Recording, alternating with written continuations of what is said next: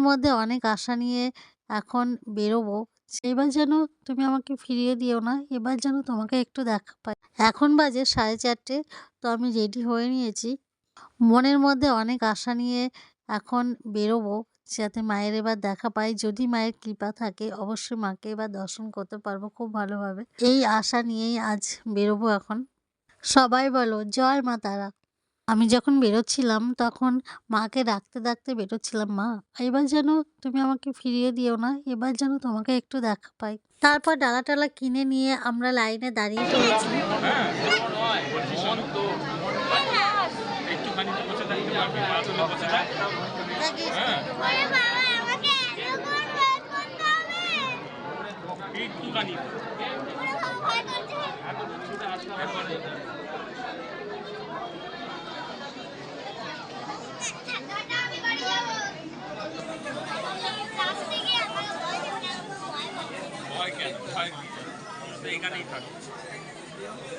দেখতে পাচ্ছ কতটাই ভিড়, কিন্তু এবার ভেবেছি একদম কষ্ট করে ভালোভাবে লাইন দিয়ে দাঁড়াবো। কোনো ভিআইপি লাইনে যাব না।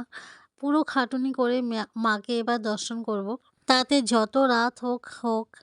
আর দেখো আমরা প্রায় ৫টার দিকে লাইন দিয়েছি। এখন বাজে ১০টা মতো। তবুও আমরা মায়ের মন্দিরে একদম পৌঁছাতে পারিনি। কিন্তু আজকে প্রতিজ্ঞা করেছিলাম মাকে দর্শন না করে বাড়ি যাব না। আর অবশেষে আমাদের পুজো কমপ্লিট হলো 10:30 নাগাদ।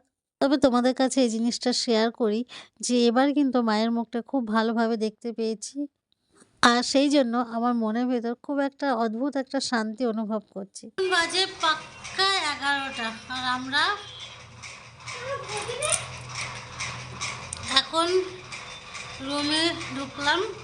এখন চেঞ্জ করব, চেঞ্জ করে রাত্রে খাবার খেয়ে মেয়েকে ফটাফট করে ঘুম পাড়িয়ে দেবো। মেয়েরা ওদিকে ভীষণ কষ্ট হয়ে গেছে।